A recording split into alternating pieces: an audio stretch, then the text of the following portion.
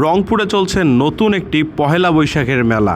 এই পহেলা বৈশাখ উপলক্ষে রংপুরে এইখানে খুব সুন্দর একটা জায়গায় মেলা হচ্ছে, যে জিনিসটা হয়তোবা অনেকেই আপনারা এখনও জানেন না। আপনাদেরকে জানানোর জন্য আজকের এই ভিডিওটা তৈরি করা।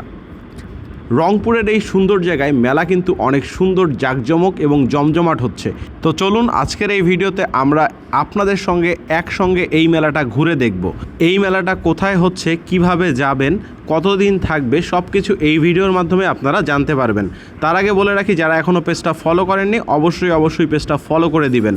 আর যদি আপনি আমার এই ভিডিওটা ইউটিউব চ্যানেল থেকে দেখেন তাহলে অবশ্যই চ্যানেলটা সাবস্ক্রাইব করে সঙ্গে থাকবেন।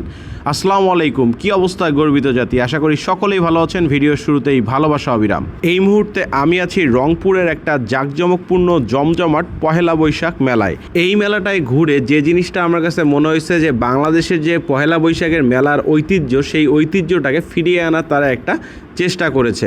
এখানে পহেলা বৈশাখে যে ধরনের জিনিসগুলো সেল করা উচিত তারা কিন্তু সেই ধরনের প্রোডাক্টগুলোরই স্টল দিয়েছে। এইবার চলুন এই মেলাটার লোকেশন আপনাদেরকে জানিয়ে দিই। এটার লোকেশন হচ্ছে আগামী চাষি রংপুর লিমিটেড, পূর্ব কামালকাসনায় এটা অবস্থিত। এই মেলাটায় ভিড় হওয়ার মূল কারণ যে জিনিসটা, যে এখানে আপনি খাবারের পাশাপাশি বিভিন্ন ধরনের আইটেমও কিন্তু কিনতে পারবেন। যেমন এখানে বাচ্চাদের খেলনা দেখলাম, তারপরে হচ্ছে আপনার ঘর সাজানোর সামগ্রী দেখলাম, বিভিন্ন রকমের খাবারের আইটেম দেখলাম, ফুচকার দোকান দেখলাম।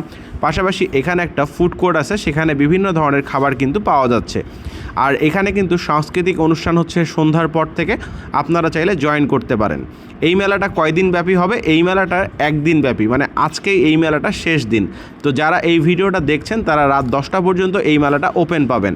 তো দেরি না করে আপনারা কিন্তু পরিবার পরিজন নিয়ে অথবা আপনি নিজে গিয়ে আগামী চাষির আজকের এই মেলাটা ঘুরে আসতে পারেন।